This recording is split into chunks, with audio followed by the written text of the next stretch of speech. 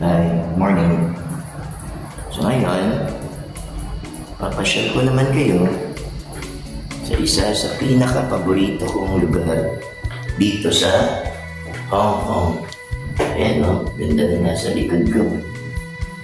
Ayan, so papasyal namin kayo sa Tong Li, one of the best music store here in Asia. Hi guys! So, yung pupuntahan natin today is yung favorite music store ko dito sa Hong Kong, which is yung Tong Li. So nga lang, sarado pa yata. Tingnan natin kung anong oras siya magbubukas. Balikan na rin natin siya. Okay? Just in case, nasarado pa. Mamaya, papashare ko kayo dyan. See you! Ayun na nga, 10 AM pa pala yung opening. So hanap muna tayo na makakain. Breakfast muna tayo guys. Hanap muna tayo ng local na kainan guys. Ito, may nakita kami. Isang noodle house na mukhang authentic talaga. Tara, pasok tayo. Nasa loob na si Coach LB. Hi guys. So sarado pa yung Tong Li. So noodles muna tayo dito. Explore natin yung food dito. And nagkikrave ako ng noodles. Okay, tara. Kain tayo.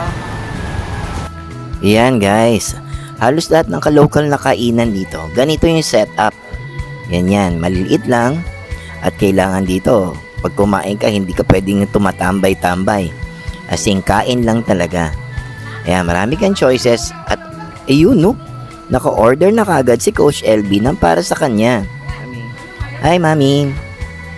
Ang in-order ni Mami is shrimp balls at saka syempre yung paborito niyang milk tea. Ako naman, beef brisket. At may mga laman loob pa yan ng baka. And imagine mo, meron pa yan tofu ha. Ang totoo guys, hindi ako noodle lover, pero dito sa Hong Kong, gustong gusto ko ang mga noodles nila. First meal of the day. Hi guys, good morning. So ito ngayon yung first meal of the day. So kita nyo naman, napaka-solid. Halin na natin yan. Then, naman natin kung masarap yung soup.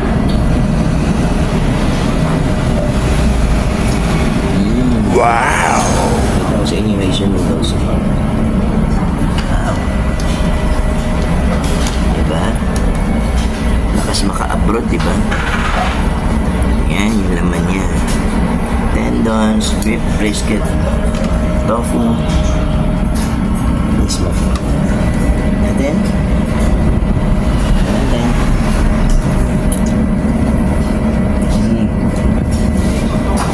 Mismo guys. Good morning. And syempre, tingnan natin kung anong verdict ni Coach LB. Sa totoo lang, siya talaga yung mahilig kumain ng noodles. At sa kanya rin ako natuto kumain ng mga iba't ibang klaseng noodles. Ayan, mukhang nasarapan nga siya. And then, yung in-order kasi niya is shrimp balls. Tingnan nga natin kung nasarapan talaga siya. Mukhang nasarapan si Coach LB. And syempre, video for more, remembrance. Alam nyo ba na yung kinakain kong noodles na yan, ang halaga lang po niyan ay $44. So times 7 mo na lang yun. Pero talaga namang sulit na sulit. Ganun din yung kay Coach LB. And then yung tea is $10. And then yung Coke is $15.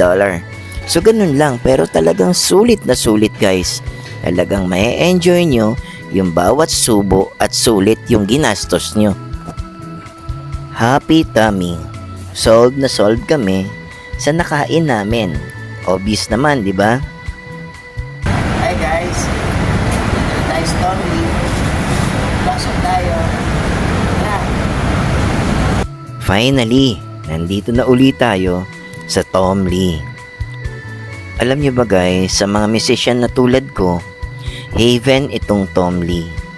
Kasi dito mo lang makikita ang iba't ibang brand ng gitara, ng bass, ng drums, ng keyboard, sound system, name it, pati accessories, gadgets, lahat nandito. And would you imagine guys, isang building to, 4 floors na building na napakalaki. Ayan o, tingnan nyo, ground floor pa lang, isang damakmak na ng instrumento. Wow! Subok tayo konti guys.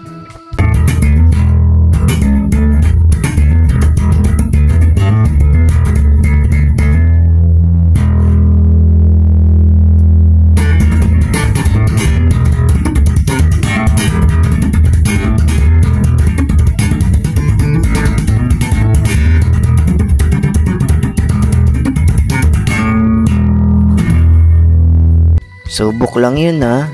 Okay? Ikot na ulit tayo.